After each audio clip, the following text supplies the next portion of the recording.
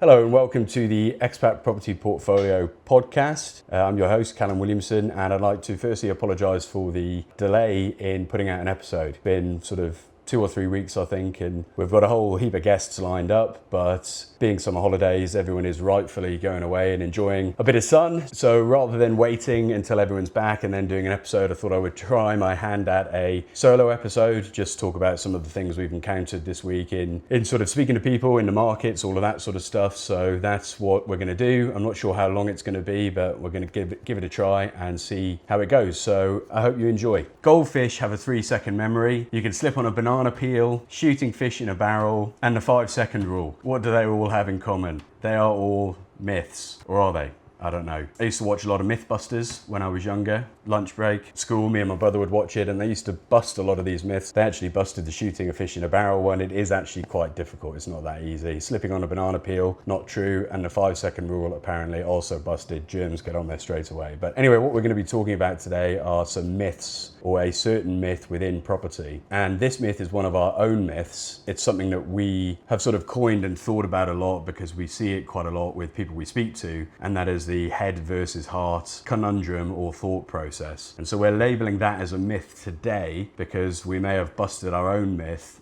based on a story that I'll tell you about in a little bit. So that's what we're going to be talking about, the head versus heart conundrum. What is the head versus heart conundrum? It's something, if you are new to property, you've probably thought about, but you're probably not aware that you've thought about it. And what it basically is a lot of the time when people first looking at buying a property, they go, oh, I'd love to buy down on the south coast in Cornwall because it's near my friends and family and they can look after it when I'm not there. And then on summer holidays, I can go and use it, and the rest of the time I'll Airbnb it. So it's a head versus heart. It's a head decision and a heart decision, whereas it needs to be a head or a heart decision. It can't often be both. Or people say, you know, I'd love to buy in the Peak District for the same reasons, Airbnb it, then I can use it myself. So if you're not sure what that means, maybe I'll just talk a little bit about what the difference between head and heart is, and then we'll talk about why it should only be a head or a heart decision and why they both never work. And then we'll finish on this sort of story where actually maybe we have found a place where both of them work, hence myth busted. Okay, what is a head purchase? A head purchase is a pure investment. We say head because it's made without emotion. It's made based on facts and figures and numbers. Does it stack up? Is it going to be a good investment property? Is it going to go up in value? Is it going to wash its face? Is the income going to cover all the costs, the mortgage, the service charge if you're buying a flat? So is it a good head decision? And often what makes a good head purchase is very, very different to heart. So a heart purchase is a purchase that makes your heart sing. You know, it's made with emotion. How does it make you feel when you walk inside? Can you see yourself sitting in the back garden when the sun is shining down in the summer, sipping a, whatever you sip in the summer, gin and tonic for me? Has it got a thatched roof? Has it got character? Has it got an open fireplace? A heart purchase for me would be in a tiny little village somewhere, away from other people, away from big towns and cities. It would have a nice pub in the village, maybe 2 ideally, with open fireplaces, dogs allowed. It would be on the coast so I can go for walks. That is, for me, a good heart purchase. But you can see that doesn't necessarily make a good head purchase, because for a good head purchase, what you need is lots of people wanting to live there, lots of employment there so that those people have places to work, lots of infrastructure, think roads, public transport, buses, trains, all of this sort of stuff. So the more of that population, infrastructure, employment you've got in a place, generally the better head purchase it's going to be. Also, with a head purchase, you need to think about who your target market is, who you're going to be renting to, and you want to ideally find the biggest tenant pool possible. And in most instances, a lot of instances, your biggest tenant pool are going to be your out of uni up to early 30s when people start buying their own houses or having children and needing bigger places. So really 22 to 23, that is a huge pool of people. And so you want to be buying things, if it's a head purchase, that'll appeal to those sorts of people, for example. So you buy based on what the tenant is looking for. That's head. It's not your emotion, it's what they want.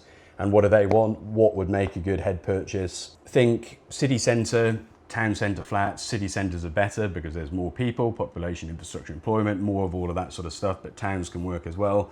Reading is a town, for example, that would be a good place to buy. Towns and cities where you've got all of these things, and you'd be looking at, in my opinion, 1-bed flats, 2-bed flats, new build, that sort of thing, or fairly new. Why?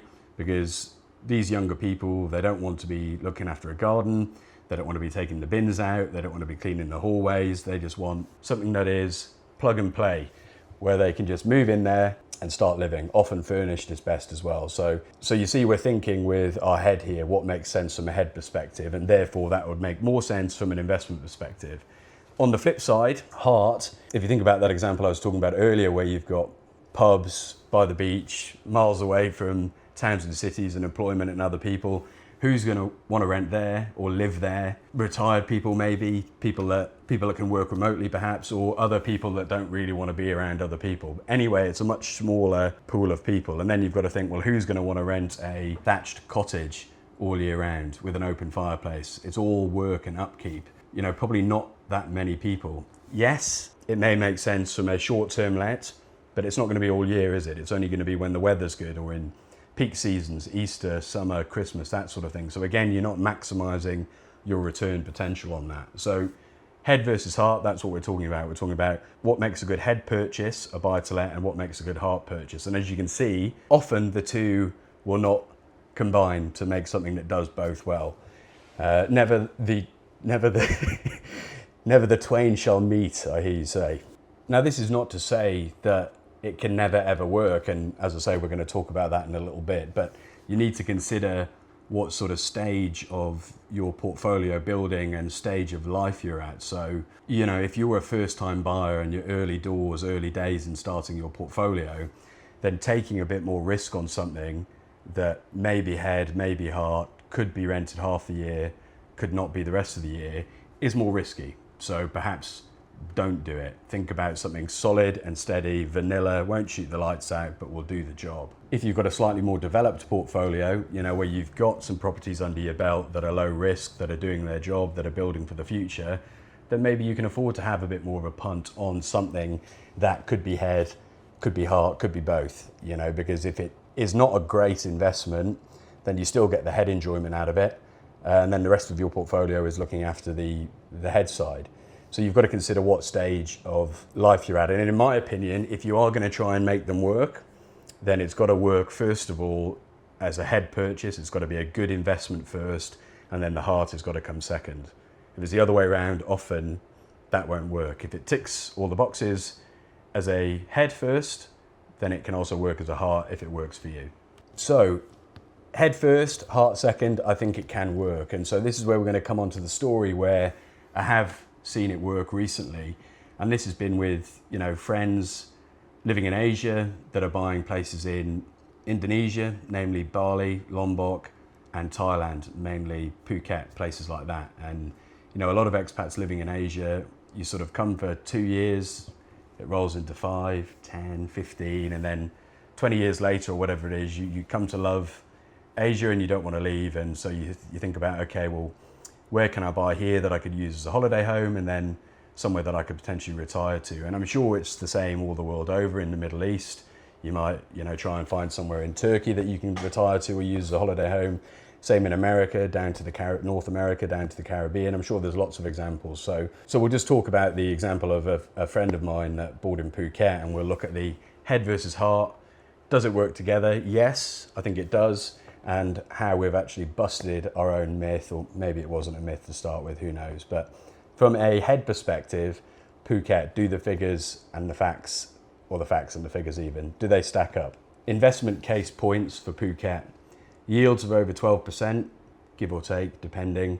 Growth recently over the recent years, 9%, according to Knight Frank. Growing tourism. Last time I was over there, all you have to do is look at the departures and arrivals board in the airport, and you'll see flights coming in from quite literally all over the world.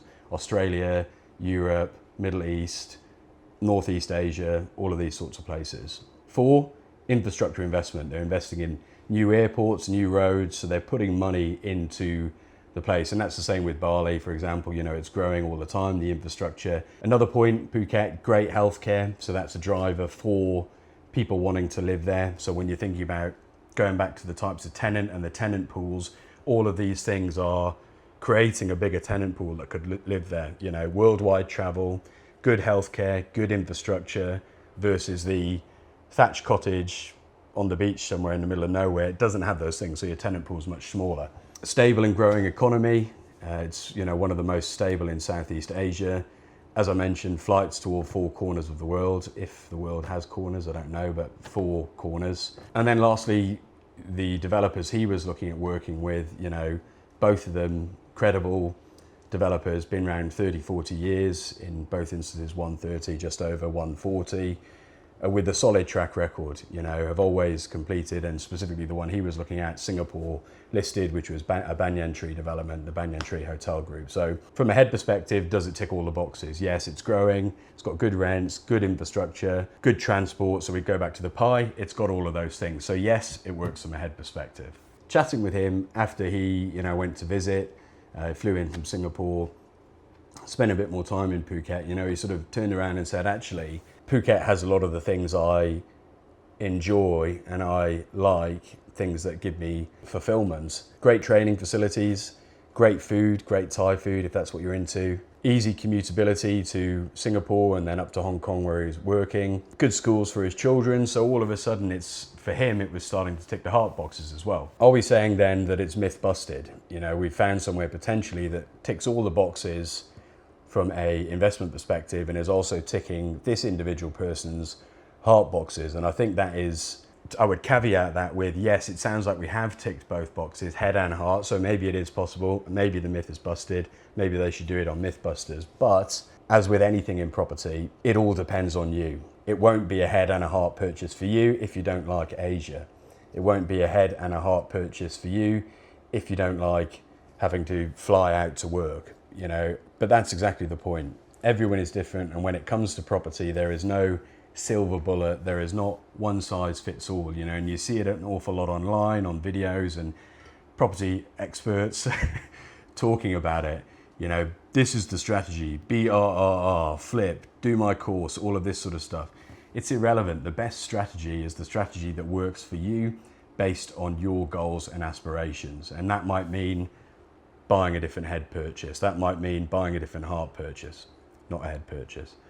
And that might mean different things to you because you have different aspirations. You want to retire in a different place. You want to retire at a different time. You want to quit your job. You just want to create extra income. Everyone's got different goals and time frames. The only thing that is not different in all of these situations is that we need to plan properly and make sure we are buying proper head properties, proper investment properties, so that we can then go and do whatever our heart is, wherever that is. You won't be able to get there though, unless you start with the head stuff first. So yes, maybe it's myth busted, but also perhaps not, because we all need to build that solid base. And that is why having crystal clear goals, and we always bang on about it, is so important, because it will give you direction and it'll allow you to know where you're trying to go and where you're trying to get to in the future. If you managed to make it all the way through to the end, thanks very much for listening. That's the first time we've tried a solo podcast. If you enjoyed it, drop us a message and let us know, and we can try to do more of them.